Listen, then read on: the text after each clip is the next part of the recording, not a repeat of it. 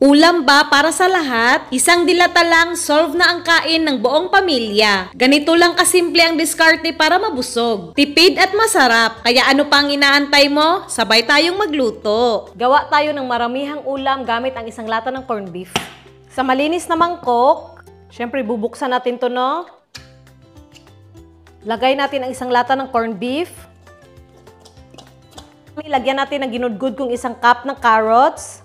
Kalahating tasa ng spring onion, 1 cup ng all-purpose flour, 2 itlog. Yan, biniya ko lang sa ibang bowl para safe. Malasa naman yung corned beef, so dadagdagan lang natin ng asin at paminta. Yan. Tapos haluin gamit ang wonderful hand. Wonderful hand. Ito na halong-halo na at sakto lang yung consistency, hindi na kailangan maglagay ng tubig. Yan At magpainit na agad tayo ng kawali. At maglagay ng mantika, yung sakto lang.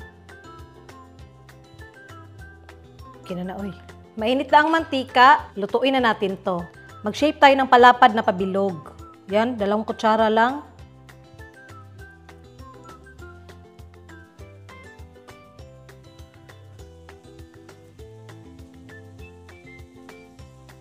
O, diba? Kay dali lang naman i-flat.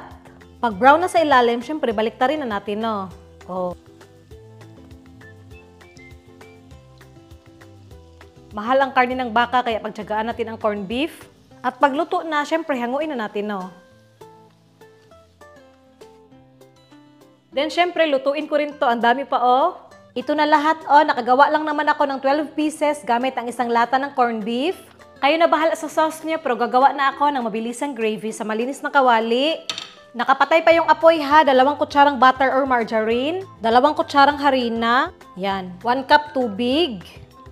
Toyo pangpakulay, paminta, kalahating beef cube, buksan ang apoy sa mahina lang, haluin lang natin to ng maigi hanggang lumapot. Ito na nagsisimula ng lumapot, Lalagyan ko ng mushroom kasi meron ako, kung wala ka, edi, wag mo nalagyan, ganun lang.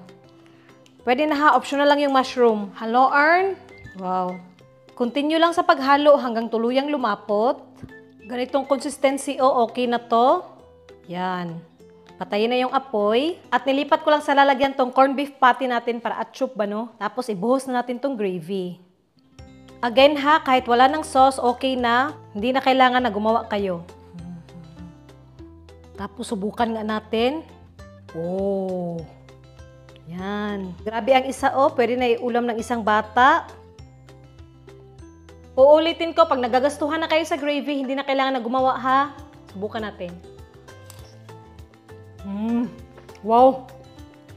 Sarap! Tikim-tikim lang, tapos ulam namin tanghali.